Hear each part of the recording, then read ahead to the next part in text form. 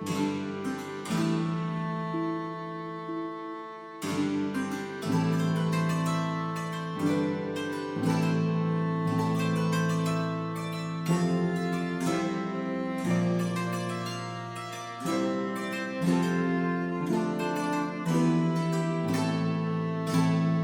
pessoal, sejam muito bem-vindos ao podcast Antiga e Conexões. Somos um grupo de estudo e pesquisas dedicado à antiguidade greco-romana e às suas recepções. O grupo nasceu na Universidade Federal do Paraná, sob coordenação da professora doutora Renata Sena Garrafoni, e reúne estudantes de graduação e pós-graduação em Roma. Nosso trabalho, no entanto, vai além da universidade. Buscamos uma abordagem interdisciplinar e queremos dialogar também com o público em geral. Para isso, divulgamos nossas pesquisas em nosso blog, nas redes sociais e agora também nesse podcast. No último semestre, investigamos o mito de Orfeu e suas recepções na música e no cinema. E foi justamente essa experiência que nos inspirou a criar mais um espaço de divulgação científica. Então, fique com a gente para conhecer nossos membros, nossas pesquisas e descobrir novas conexões entre o mundo antigo e o presente. Bom, pessoal, meu nome é Alexandre Koser e eu sou um ex-integrante do grupo que reapareceu esse ano. Fiz mestrado e doutorado aqui na UFPR também, com a professora Renata, e sou o entrevistador do programa de hoje, no qual estamos recebendo dois outros alunos, estudantes aqui do Antiga e Conexões, o Felipe e a Gabriela, e cada um deles vai falar um pouco não sobre a recepção de Orfeu, mas sobre o surgimento dele na arte grega. O Felipe fica com a literatura e a Gabriela com o aparecimento de Orfeu nas cerâmicas gregas. Portanto, um pouco a nossa ideia hoje é trazer perspectivas diferentes e como que a gente foi percebendo e discutindo o Orfeu nesse primeiro período em diferentes tipos de suporte. Bem-vindo, Felipe, e bem-vinda, Gabriela. A nossa primeira pergunta pode servir para os dois. A gente quer saber, de um modo mais geral, que vocês, assim, além de se apresentem um pouco também sobre o que fez vocês estudarem a antiguidade. Acho que podemos começar com as damas? Tá bom. Bom, eu estou só no 4º período de História, então ainda não estou muito avançada no curso. E eu não imaginava que eu ia gostar de antiguidade, mas aí no primeiro semestre da faculdade eu já tive aulas com a professora Renata e eu gostei muito da metodologia dela e das abordagens, e aí eu comecei a gostar mais de antiguidade e me aprofundar também nos estudos que ela fazia em relação a tudo isso. E eu também comecei a ter muito interesse em estudos de subjetividade na antiguidade. E aí o meu interesse por essas pesquisas surgiu a partir disso, e eu comecei a ter interesse nas peças do teatro antigo do Édipo Rei, então é isso que eu estudo hoje em dia na minha iniciação científica. Então, na verdade, você trabalha na iniciação científica com literatura, mas para o Orfeu trabalhou com materialidade. Exato. O objetivo, na verdade, é, num primeiro momento, estudar essa parte mais da literatura e aí depois passar para a cultura material grega do Orfeu, do Édipo. No caso. Então, começar com essa base do teatro grego antigo geral, com a peça do Sófocles, e aí depois passar para a cultura material. Muito legal. Obrigado, Gabi. E você, Felipe, pode falar um pouquinho? Oi, Alexandre. Oi, Gabriela. Bom, a minha experiência com a antiguidade foi bem orgânica também. Eu comecei na graduação em História sem saber muito bem para que lado ir. E logo de cara, uma das primeiras disciplinas foi História Antiga. E eu comecei a ser orientado pela professora Natália Junqueira, que era professora de História Antiga, na onde eu fiz a graduação, Universidade Federal do Mato Grosso do Sul, e desde lá não saí mais da antiguidade.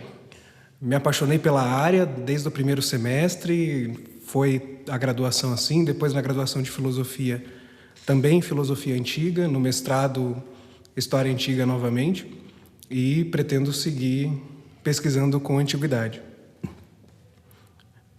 Num primeiro momento, a minha pesquisa foi para um lado de História e Filosofia da Alimentação, e no mestrado eu trouxe isso para a literatura do período épico, especificamente Homero com a Ilíada e a Odisseia. Então, trabalho com literatura, mas bem distante de Orfeu, uma outra pegada. Entendi.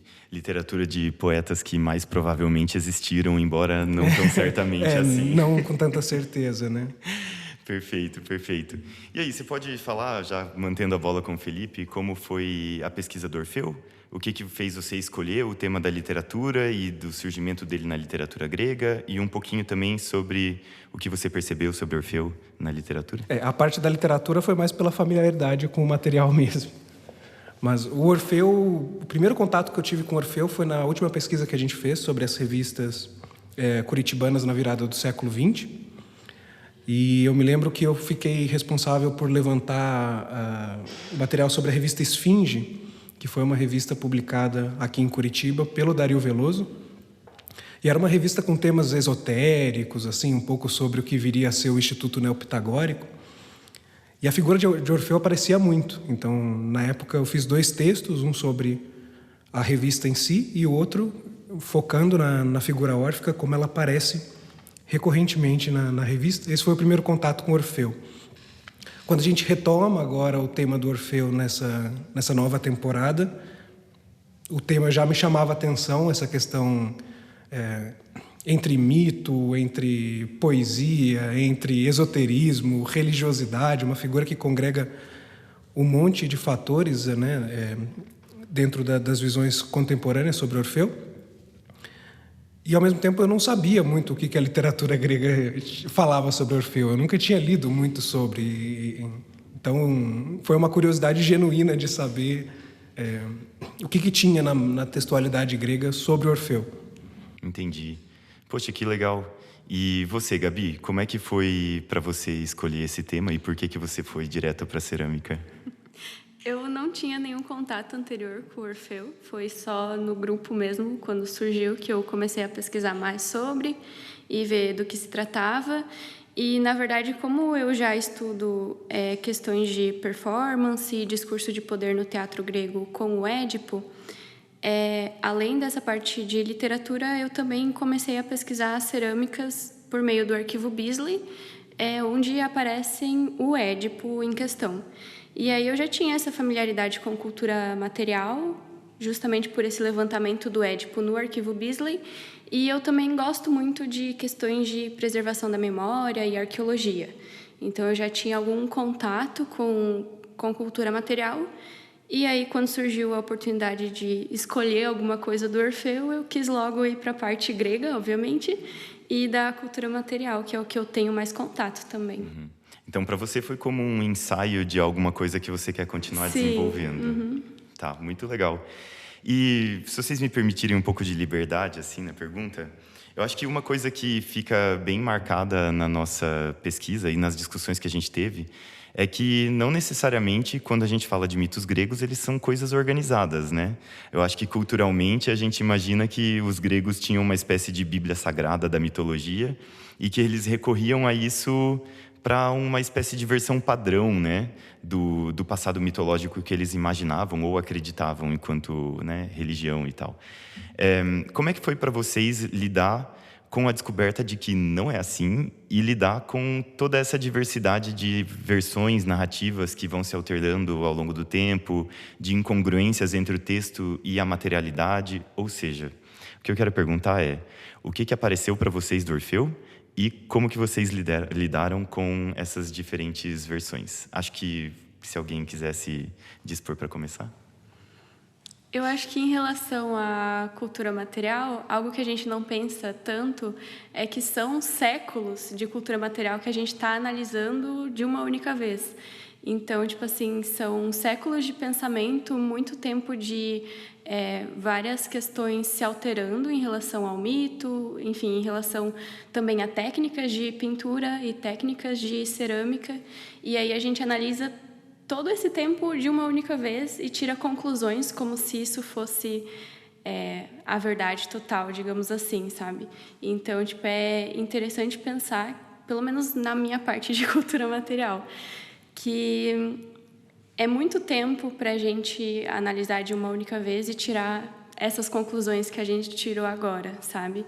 Então, às vezes eu fico pensando nisso e pensar também que é só o que nos restou. Então, imagina a quantidade de outras coisas, de outras culturas materiais que simplesmente não sobraram para a gente estar analisando. Então, para mim é legal pensar como essas coisas mudam. Tipo, hoje em dia, várias coisas mudam o tempo inteiro para a gente. Então, imagina que naquela época era da mesma forma e a gente não tem como analisar isso de uma forma tão concreta, porque não nos resta tanta coisa. Claro, resta um pouco de incongruência, Sim, digamos assim, né? E para você na literatura, Felipe, como foi? Incongruência é uma palavra boa, tanto na cultura material quanto na literatura, né? A gente ficou surpreso ao perceber como há uma certa familiaridade nisso, né? Como você mencionou, não há um corpus textual muito organizado na Grécia. Engraçado, foi bem interessante perceber isso, como os romanos estão mais preocupados em falar do Orfeu do que os gregos, né? Os gregos falam muito, mas é quase um mosaico, você tem que ir juntando as peças para tirar alguma conclusão. Eu achei bem interessante como esses textos eles vão aparecendo quase como se todo mundo já sabe quem é Orfeu, então toma essa informação e lida com ela. Orfeu aparece no texto como esse nome. Ele é um nome famoso que é citado e muito pouco explicado. E aí a gente tem que ficar coletando essas peças de um ou outro autor para tentar entender. E justamente por isso você tem interpretações muito diferentes na bibliografia. Alguns vão achar que Orfeu não tinha relação nenhuma com Eurídice antes do período clássico. Outros vão achar que no começo Orfeu conseguia tirar Eurídice do Hades e depois que essa história muda. Vai ter gente que vai achar que Orfeu, assim como Homero, pode ter existido e aí foi só aumentada a história sobre ele. Então, há muita interpretação porque os textos realmente são bem fragmentados. Eu gosto desse termo, dizer que são ecos de Orfeu no texto, né? O que a gente tem é isso, é a presença dele, mas não necessariamente da forma como a gente espera, como se fosse um compêndio de mitologia explicando onde nasceu, o que comeu, como cresceu. Claro, fica um pouco mais claro que, na verdade, são rascunhos de algo que estava muito mais concreto na cultura oral ou vivida, né? E que, eventualmente, vai mudando com o tempo, né? E, por cima de todas essas mudanças, o que mais você achou interessante sobre o Orfeu da literatura na Grécia? O que eu achei mais interessante é que, basicamente, a gente vai ter 3 Orfeus, né? Um Orfeu que é esse poeta mítico, capaz de transformar o mundo à sua volta pela lira, que é uma temática muito popular na arte e na tragédia. A gente vai ter o herói argonauta, então o Orfeu como essa parte da tripulação do Argos, né, que vai resgatar o Velocino de Ouro, que aparece muito na épica, e o mestre dos mistérios, o fundador dos ritos órficos, essa figura ligada a uma teologia do período arcaico e que aparece mais nos textos históricos e filosóficos e que aparentemente os gregos estavam mais preocupados com esse último Orfeu, com esse Orfeu ligado ao orfismo, aos rituais iniciáticos, à religiosidade popular. Isso vai aparecer muito mais nos textos do que realmente a ligação dele com Eurídice, a descida ao Hades, ou a uma construção de uma mitologia de Orfeu. Ou seja, um mito menos anedótico e talvez até mais vivido, assim, né? É interessante porque, bem posteriormente, assim, mas o Paul Veyne chega a se perguntar depois, acho que a nossa cultura de ver a mitologia grega como um mito muito estanque, dá pra gente a sensação que permite a pergunta do Paul Veyne, né? Será que os gregos acreditavam em seus mitos, né? Enquanto que, na verdade, não dá para descartar que só porque o mito é uma história um pouco estanque, houvesse real religião por dentro dessa cultura, né? Legal. E para você, Gabriela, como foi? O que você achou de mais interessante na cerâmica? Então, para além da cerâmica, fazer um adendo que eu acho legal que muda muito da cerâmica para a literatura, meio que quase que não tem nada a ver, assim, tem umas pinceladas aí que são parecidas, mas eu achei que mudou bastante, né? As representações na literatura das representações para a cerâmica. O meu levantamento foi só no arquivo Beasley, então eu não olhei em outros arquivos, porque só lá já tem 114 cerâmicas relacionadas ao Orfeu. E aí eu fiz um levantamento prévio de todas essas cerâmicas, e é interessante perceber que o que mais aparece é o Orfeu sendo perseguido pelas mulheres trácias, o Orfeu encantando guerreiros trácios. Então, são essas duas as principais cenas, e não é algo que a gente vê na literatura, por exemplo. E a gente também não vê muito da Eurídice, aí é algo que é parecido com a literatura, realmente, mas essas duas cenas são o que mais aparece. Ele sendo perseguido ou sendo morto pelas mulheres trácias, e ele encantando, sempre tocando a lira também, e encantando os guerreiros trácios. É o que mais aparece. Tem uma distinção bem clara de Sim. gênero, né? As mulheres Sim. perseguem e destroem, os homens ficam encantados. Legal, gente. E se eu puder mais um ensaio de pergunta, acho que a história de um mito tende a ser muito usada, tanto na antiguidade quanto na nossa cultura, por uma espécie de valor exemplar, assim, né? Normalmente o mito é uma história curiosa, mas também pode ser algo que gere um sentido, assim. Vocês chegaram a se perguntar o que é que o mito de Orfeu, ou esse conhecimento de Orfeu, pode ser usado, ou, né, pode trazer para vocês, nem que metaforicamente, assim, literariamente agora, não como historiadores, sabe? Tipo, o que essa história representa para mim e o que ela inspira na minha vida hoje em dia? Se não pensaram, tudo bem também. Para mim, particularmente, trabalhando bastante com literatura, me surpreende essa relação do Orfeu quase como, aí tentando colocar áreas psicanalíticos no Orfeu, né, quase como sobre o poder da palavra, né? Então, esse poder de transformar pelo canto, de construir mundos, de domar as feras, esse poder do Orfeu de transformação da realidade pelo canto, né, que a gente consegue transliterar pelo poder da própria palavra. Isso me surpreendeu bastante, e ele vai sendo trabalhado em várias frentes. Eu achei isso bem interessante. Então, tem gente que trabalha com isso na música, tem gente que trabalha sobre isso nos textos propriamente ditos, né? Também na religiosidade, na sexualidade. Então, tem várias frentes para se trabalhar sobre Orfeu e essas suas relações. Tipo do canto ao encantamento, né? Exato. Legal. E para você, Gabi? O que eu gostei mais particularmente foi justamente dessas questões de gênero dentro do Orfeu, que também é algo que eu trabalho em relação à história das mulheres e sexualidade, no geral. Mas o que eu mais gostei foi esse distanciamento dele em relação às mulheres, e as mulheres sempre tentando matar ele, e esse encantamento pelos homens, e primordialmente por guerreiros, o que eu acho que é bem singular e bem interessante também. E outra questão que eu gosto é que o Orfeu, ele é trácio, e os povos trácios eram considerados pelos gregos povos inferiores, mas o Orfeu é sempre representado na cultura material como um jovem grego, então tem essa diferenciação, e os guerreiros sempre são trácios, com vestimenta característica da Trácia, e as mulheres também sempre são trácias. Então tem essa questão tanto de gênero quanto da identidade também, que particularmente eu gosto bastante. Poxa, que legal, tipo, perceber no outro algo de si mesmo, assim, a partir dessa música. Poxa, que bonito, legal. E a última pergunta do dia, a gente queria saber um pouco também qual vocês acham que é o valor de se estudar história antiga hoje no Brasil?